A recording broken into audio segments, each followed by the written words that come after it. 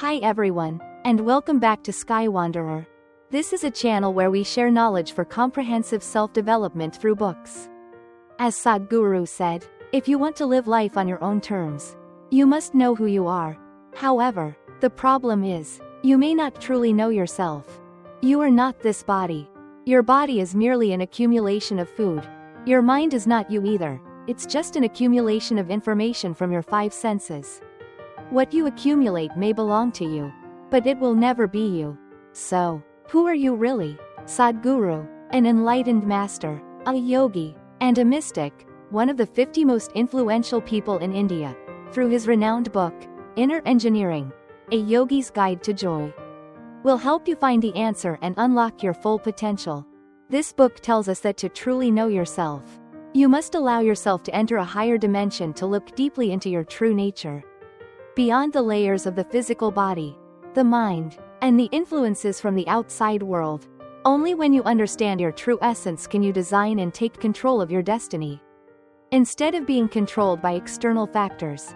Sadhguru is not just an author, he is also known as a visionary and an influential speaker at major international forums such as the United Nations and the World Economic Forum.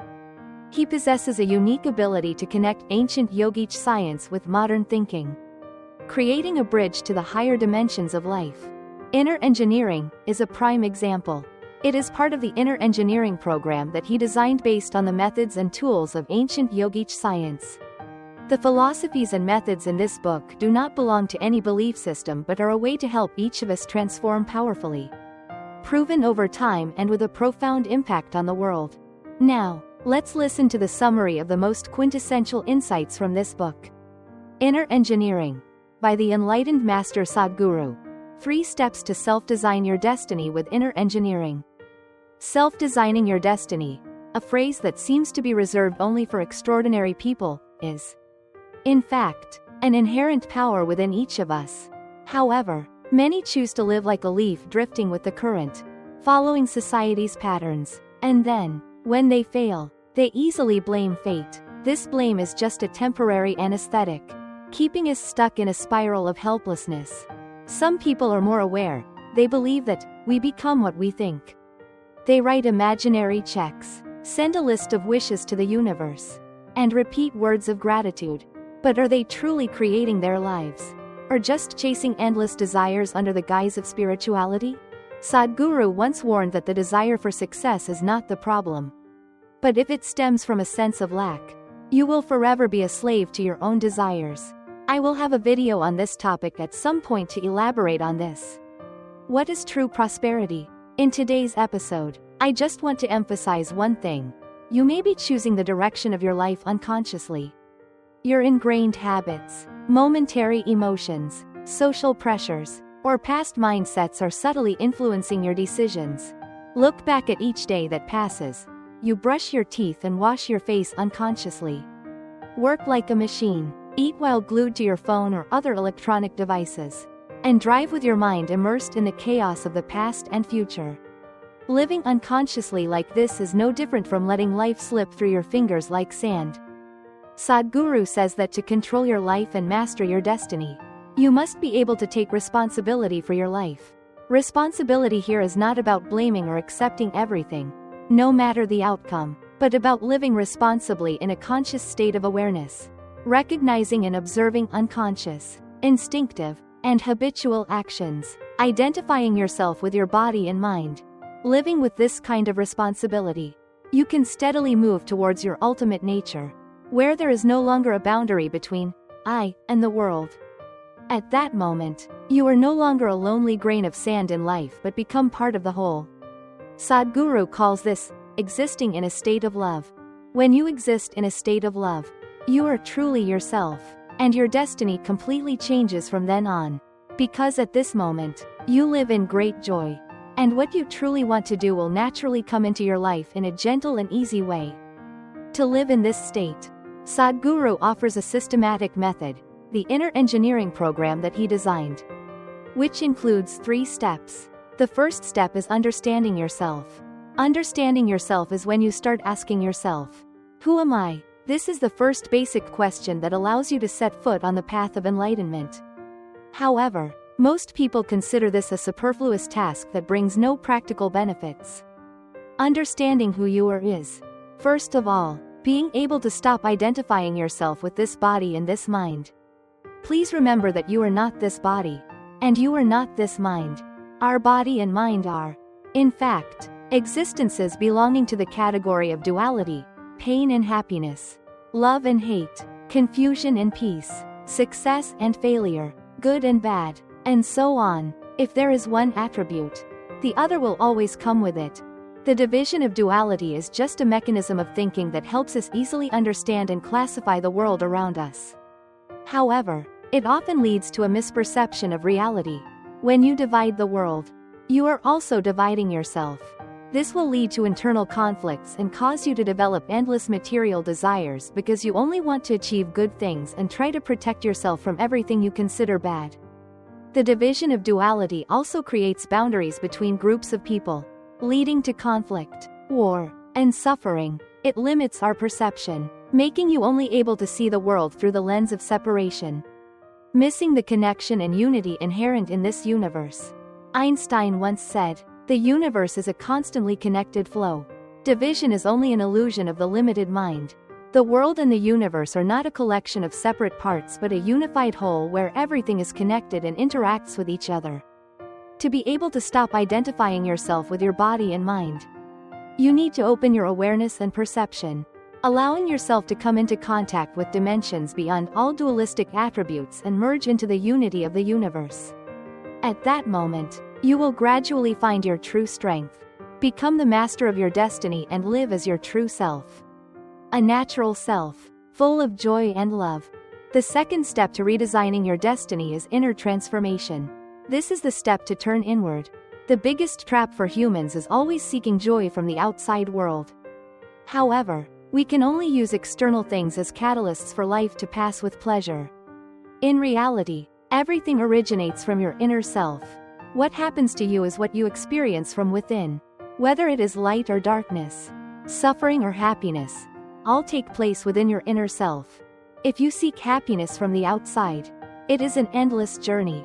But if you turn inward, just a moment will change everything. The final step in the journey of redesigning your destiny is mastering your body, mind, and energy. Sadhguru concludes that if you control your body, you have controlled 15 to 20% of your life and destiny. If you control your mind, you have controlled 50 to 60% of your life and destiny. And if you control your energy, you will control 100% of your life and destiny. In the next section, we will explore how to master the three elements, body, mind, and energy, of yourself. While practicing the methods of mastering each element, you can simultaneously refine step 1 and step 2, recognizing who you are and continuing to transform your inner self to higher dimensions. This is the distinctive feature of Sadhguru's inner engineering system. Each step is both a cause and an effect, creating a continuous cycle of evolution. Only when the three elements are harmonized can you truly transcend the limits of the illusory ego to create your own life. Mastering the body, the gateway to enlightenment. The physical body is a precious gift that we receive from the creation of the universe. It is a perfect machine that operates without the intervention of consciousness. Within our bodies lies the most advanced technology, from mechanics and electronics to complex electrical circuits, surpassing any man-made machine. For example, when you eat a banana, within a few hours, it is transformed into a part of you, a miraculous process that ordinary logic can hardly explain. The body is not only a perfect machine, it is also a gateway to connect with higher dimensions. It is like an antenna. If mastered properly, it can receive the entire universe. However, humans often limit their own potential within their bodies. Within each person, there are two forces: the instinct for self-preservation and the desire to expand and reach the infinite. The instinct for self-preservation belongs to the material plane, helping us survive on this earth, while the desire for expansion belongs to the spiritual plane, guiding us beyond the limits of the physical body. These two forces are not inherently in conflict with each other but exist at different levels. However, most of us have identified ourselves with the physical body, only perceiving the world through contrast and the five senses: sight, hearing, smell, taste, and touch. For example, you feel cold when you touch iron because your body temperature is higher. Therefore, humans can be very good at perceiving the outside world but often ignore what is happening inside.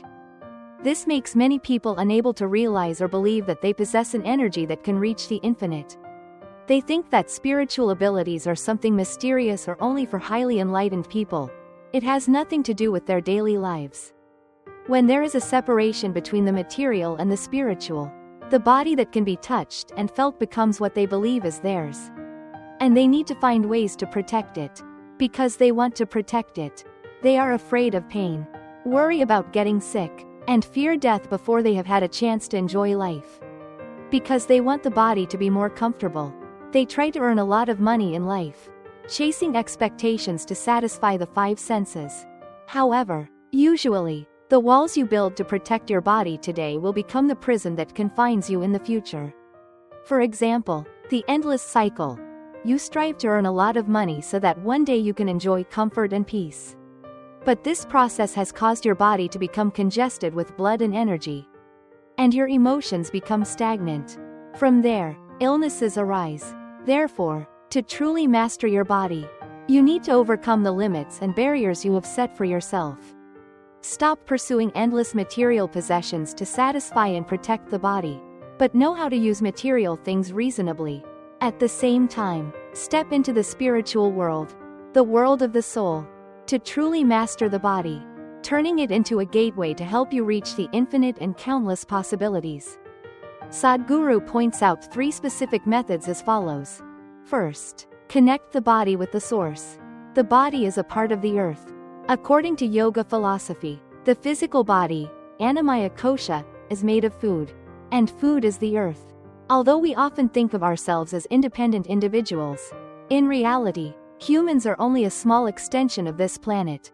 To reconnect with the source, Sadhguru advises that we regularly practice direct contact with the earth.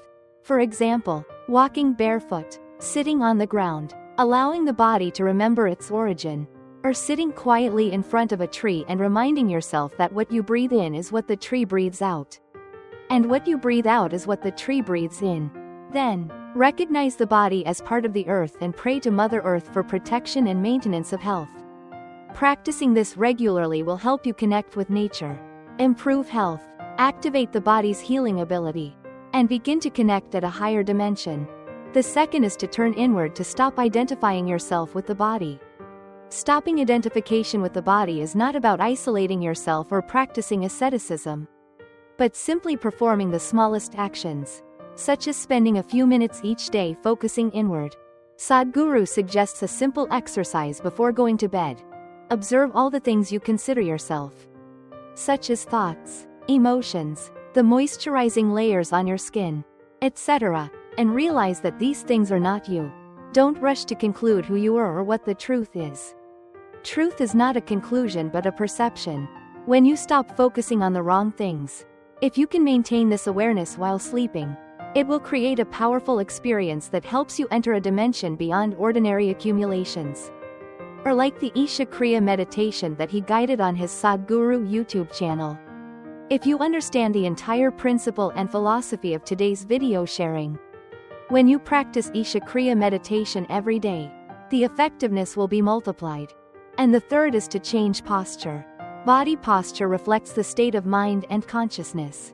When angry, happy, sad, rich, or worried, you will sit in different postures. Conversely, consciously changing posture can raise your awareness. People with higher levels of awareness often maintain an upright and balanced posture. As a yogi, Sadhguru has provided a great tool to help us practice posture and transform the body into a true connecting gateway, yoga. Many people think that yoga is just a form of exercise for a healthy and flexible body. This is a misconception. Yoga is actually a tool to help you train your body posture. The movements combined with breathing and mindfulness will help you circulate and elevate energy. The yoga that Sadhguru refers to is classical yoga, a comprehensive system that includes both the spiritual and energetic aspects. It also does not discuss beliefs but focuses on breaking down the barriers, the protective walls that you build yourself. To make yoga a tool for transformation to higher dimensions, you need to learn and practice in a classical way.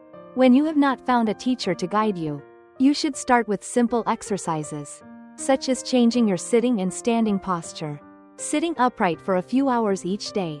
This is a simple and very effective way for you to improve. Then, learn to listen to life by focusing on a part of the body, such as the breath, heartbeat, or fingers, for 11 minutes, 3 times a day. Maintain the attention and sensation of the body even when you continue to work. This exercise will help you transition from a state of mental alertness to a state of deeper awareness. The last thing is to learn how to balance the body. This is extremely important. The physical body is a stepping stone or an obstacle on your path to happiness. In fact, this depends on your ability to balance your body. There will be 3 ways for us to balance the body. The first is to harmonize the 5 elements: earth, water, fire, air, and space. This is an optimal purification method for the body. Although the universe and the human body are complex, they are all just combinations of these 5 elements. Enlightened people often see life as a game of the universe, a game of balancing the 5 essential elements of life. If they do not cooperate, life will become difficult, but if they coordinate harmoniously, your life, from the most basic to the most noble aspect, will suddenly become countless possibilities.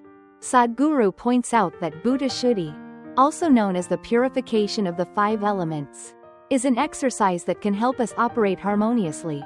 The specific exercise he does not provide in the book, but to initially improve health and change the structure of the body. You should practice by respecting and considering the 5 elements as sacred entities each time you come into contact with them, such as breathing air, drinking water, or walking barefoot on the ground. Be aware that they bring you sacred abilities. This can also help you purify your body. The second is to synchronize with the sun to balance yin and yang. The sun is the source of life on the planet. The things you eat, drink, and breathe all contain elements of the sun. Only when you truly learn how to absorb the sun and let it integrate into your system can you truly benefit from this process.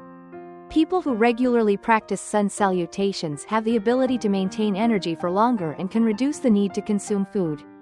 The sun salutation yoga will help balance and regenerate the structure of balance within, bringing benefits to daily life.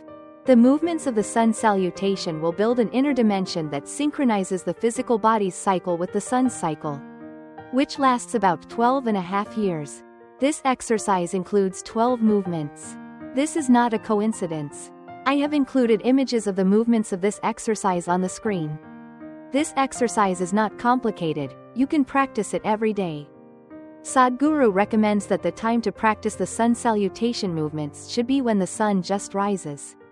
During this time, when practicing, you will feel like the sun inside you is also gradually rising, making both your body and mind full of energy.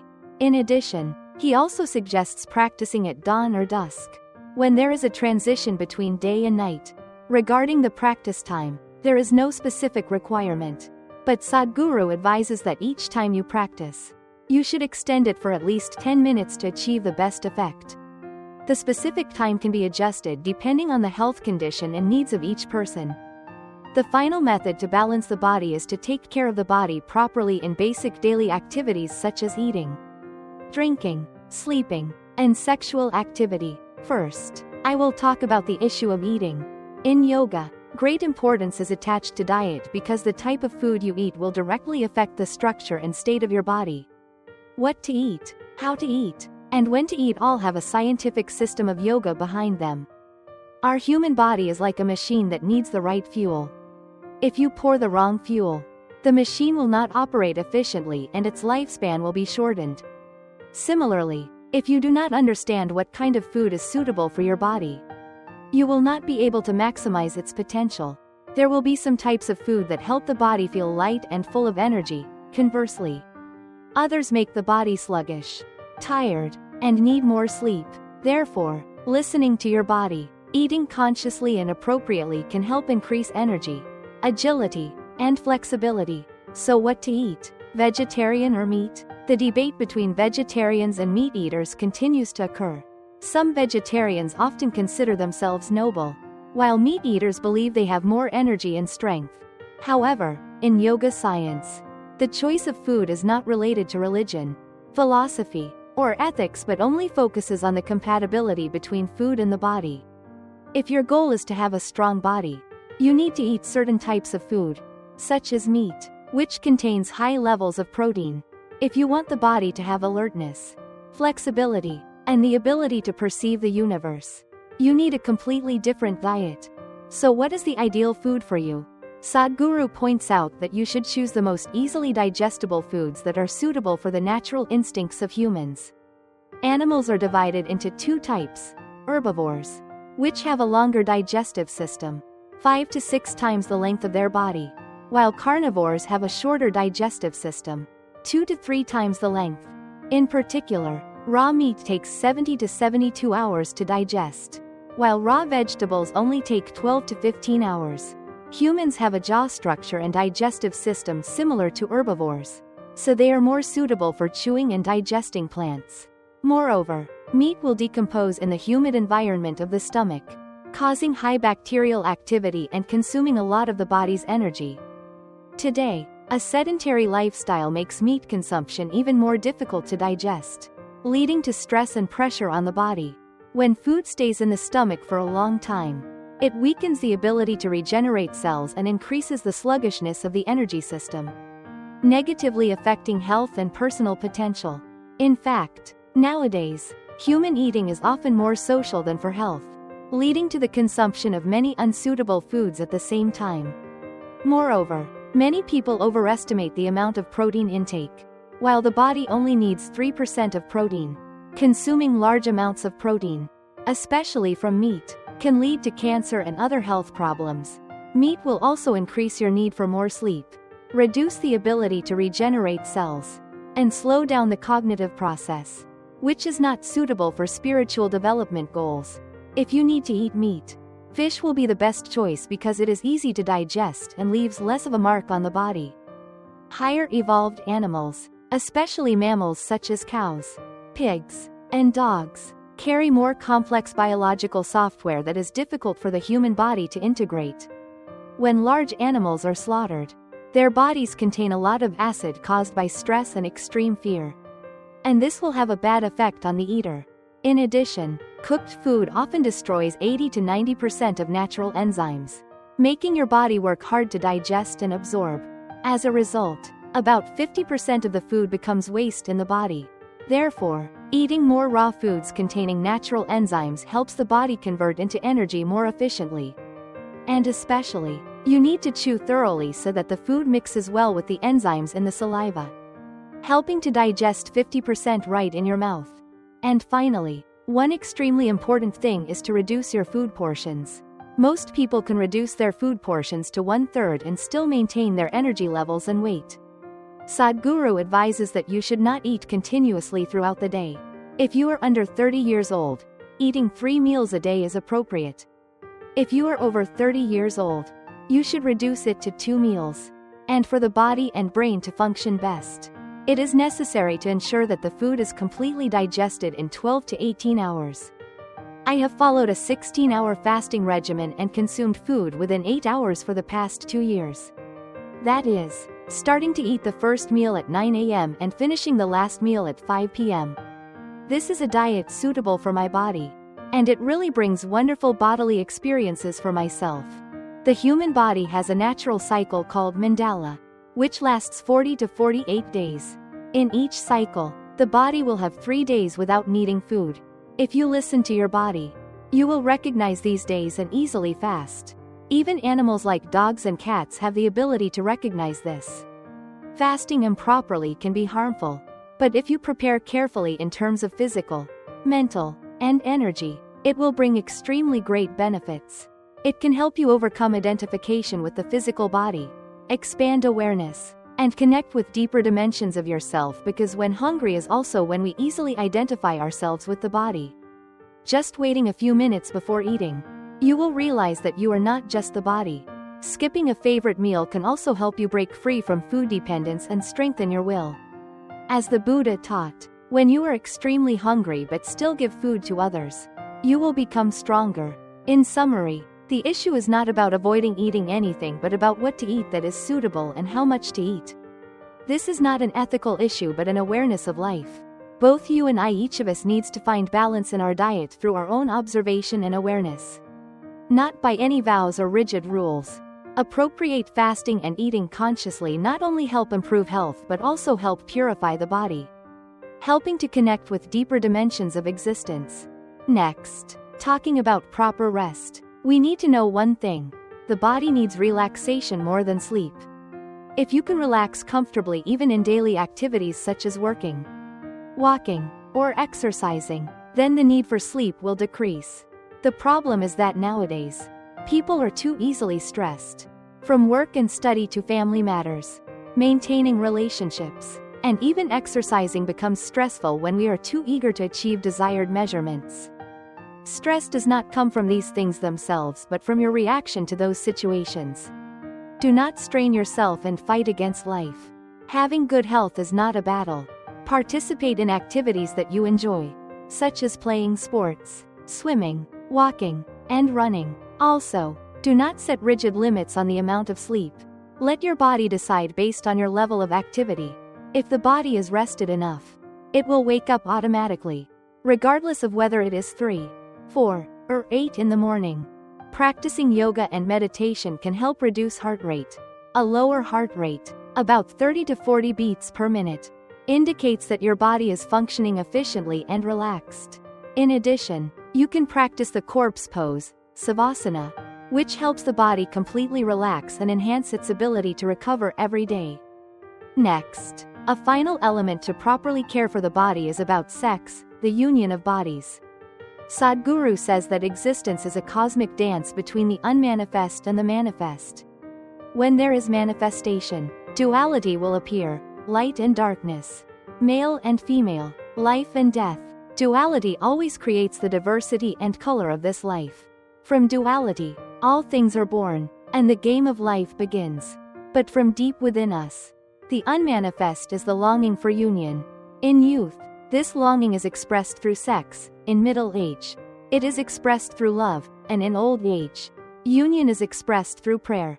However, as long as this union is still through the physical body, it is still limited. Sex is the effort to unite between two opposite poles.